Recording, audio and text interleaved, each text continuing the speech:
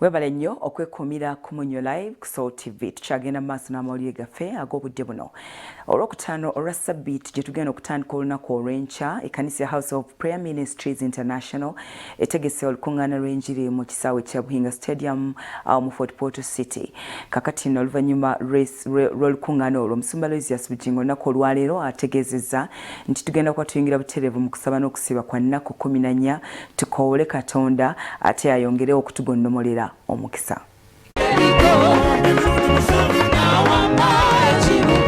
Omusumba ow'ekkanisa ya House of Prayer Ministries International Lucius Bugingo asinzidde mu kusaba kwa buli Sande ku ttaka ettukuvu erya Kanani n'alangirira ekisiibe ky'ennaku 14 ng'olukuŋŋaana lw'e Fort Portal lufundikiddwa.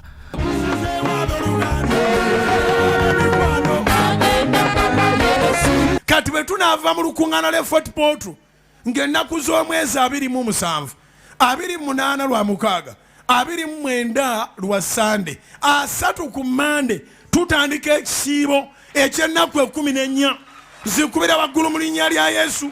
Mu kisiibo kino ekinaabaamu okusigibwa amafuta bakusiima Katonda okubatuusa mu mwaka wakati.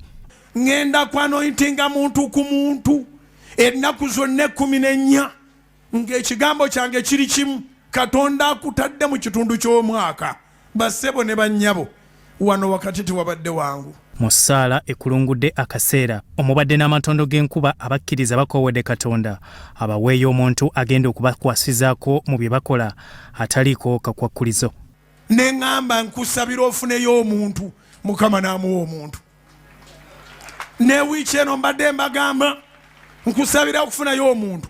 Kiri mirundi gyonna asobola okuba ng'omuntu oyo mubeezi, naye asobola okuba ng'omuntu oyo talina interest ndala, si mubeezi wo, wabula Katonda amuleese amukozese akujje mu bunaku bw'ekika.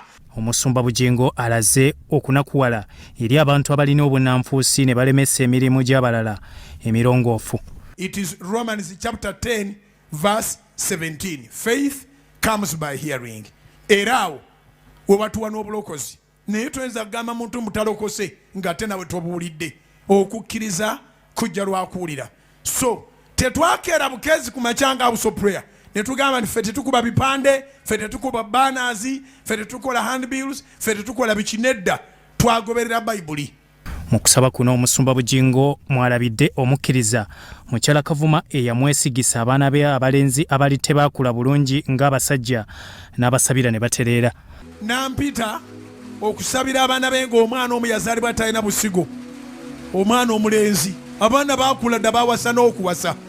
Nensabira abaana be, abaana ne batoola ensigo, nentegeera nti nange Katonda ampulira mu bintu ebinene.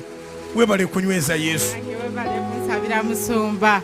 Musumba n'obujulizi bwa COVID buli lwenzijja nfika nfunye akakisa. Webale kunsabira Musumba mu COVID nali bubi nalwaza abaana babiri balenzi. Naye nga tewali buyambi nembeera nabo mu nnyumba naye nga tuli ku ssaala z'Omusumba. Nze nga nebelirona tebamanyi nti balwadde naye nga balwadde. Naye Musumba twawona COVID. Abakkiriza basoose mu kukuba ettendo erikulungudde essaawa awatali kusirisa nga beebaza Katonda okubasobozesa okuba mu kusaba wadde eggwanga liri mu kusoomoozebwa olw'ebyenfuna. Akuweya abantu Mukama, akukyusiza ekibalo kyo kitandika okufuna. Akuweya abantu Mukama, tambula ng'oyimusiza emikono mugambe Taata ekibalo kyange kikyuke. Bibadde ku ttaka ettukuvu ery'e Kanani mu kusaba okwa buli Sande. Bya Owara Gabriel ne Bwire Moses, Soul TV Omunyo. Police mu Rwenzori East esitukiddemu okukwata n'okukola ebikwekweto ku bavubuka abagenda maaso n'okubba ebikozesebwa mu kubunyisa amasannyalaze mu byalo mu disitulikiti y'e Kasese. Ebitundu ebya Busongola North ne Busongola South gavumenti ebadde efunyiridde kuddimira okulaba nga babatuusaamu amasannyalaze, naye ebikolwa bino byanditaataaganya eddimu lino. Obubinja bw'abavubuka bwesomye okubba ebikozesebwa mu kubunyisa amasannyalaze mu byalo ebiri mu Kasese disitulikiti. Tukakatwala kwa Kinemba Okugasembeza mu Busongola North ne South kwandiremesebwa ababba eby'amasannyalaze bano nga batuuse mu kilomita 5. Abatuuze ababadde basuubira okuganyulwa mu nkola eno beebuuza oba kirituukirizibwa nga bateebereza bakagaleeta bennyini be babibba nga Mugisa Zeveriyo amyuka ssentebe w'ekyalo Kabugabuga bw'ennyonnyola. Suspecting them because as community members we don't have the gadgets that we can use to claim those the polls. So that's why we are suspecting them to be behind the act. You're suspecting who? The workers, those who are constructing this line. Poliisi mu Lwenzori East esitukiddemu okukwata n'okukola ebikwekweto mu bitundu bino. Government should help us to protect the wires, but meanwhile wait for government. As a community, we have organized groups of people to help guard the electric lines during the night. But we still appeal to government and the security officers to provide security to the wires. Abatuuze abamu basazeewo okukuuma ebikozesebwa bino nga bwe balinze ab'ebyokwerinda.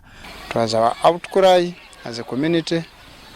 We are trying to have electricity, but unfortunately, people who are not wishing us development have decided to come and take away the wires that have been installed. Yeah. Abamu nashongeza bakisi ya ngai buraya sindi binda nahambira mundu anamanyiterere sindi binda nahambira mundu gona mazima bariho nibaziba atutiriyo ntekereza tutyobundi abazitireho nibo bakuziba hato bo babatwire hasehezi turiyo nturinda waya mukuzirinda okuniki tureba tukatungiro umuntu ariza ngo azibe bitu ati ntubyamaheru turiyo nturinda waya itwabataka tuyihire mu duteze. Afande Kawo Ismail asuubiza okugenda mu maaso n'ebikwekweto okufuuza ababbi b'ebyamasannyalaze. Kasese police started an operation to crack down the above vice, especially on Nkenda high voltage power line. Investigations were commenced and recovered some exhibits like angle bars, welding machines, among others. We also recovered one motorcycle, UFC 571L. It was recovered at the scene, though the occupants disappeared. Ababbe by'amasannyalaze kizuuse nti bakolamu ebintu ebya aluminium.